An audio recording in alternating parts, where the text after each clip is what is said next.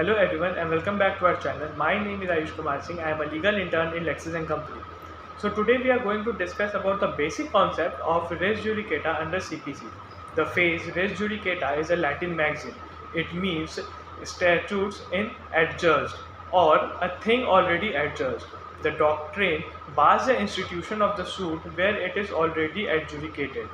It prohibits the court to entertain subsequent suits on the same subject matter and parties where it has been finally juridically decided on its merit. The rule sub judicata is used to repeat a suit or re-examine of adjudication is a question mark on previous adjudication.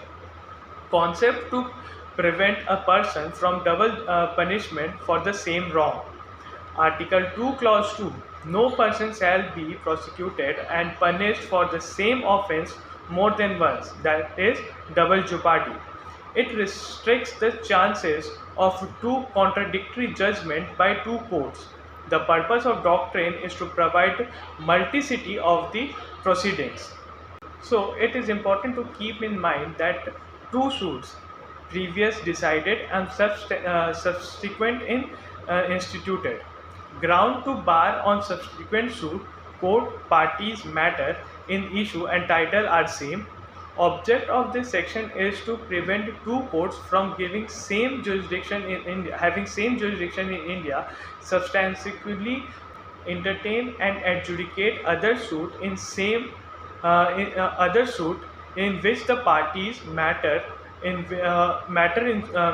issue and titles are same. It is not every matter decided in formal suit will operate as res judicata in a subsequent suit. Constructive res judicata applies for not to raise additional demand of a to file another suit. It must be raised and settled to a previous suit. The court, party, matter in issue and title are directly and subsequently not similar, then bar on subsequent suit shall not be applicable. So now let's move upon the essentials of res judicata. The matter directly and subsequently in issue in a subsequent issue or issue must be the same matter which has directly and subsequently in issue either actually or constitutionally in the formal suit. Second, the formal suit must have been a suit between the same parties or between parties under whom they or any other claims. Such parties must have been litigating under same title in a formal suit. The court have decided the formal suit must be a court competent to try the subsequent suit or the suit in which such issues in subsequent raised. The matter directly or subsequently in issue in the subsequent suit must have been heard or and finally decided by the court in the formal suit.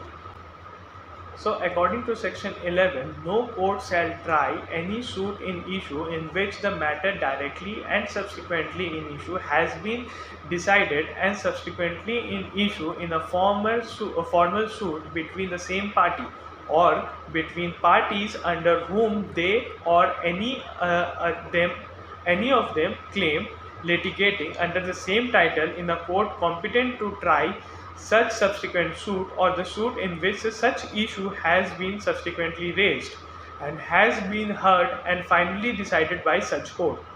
When matter in issue parties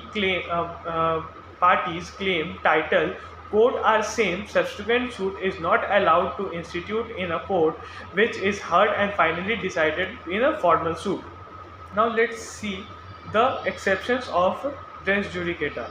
The Supreme Court lays down three exceptions of the rule of res judicata where the principle of res judicata shall not apply: when judgment is passed without jurisdiction, when matter involves a pure question of law, when judgment has been obtained by committing fraud on the court.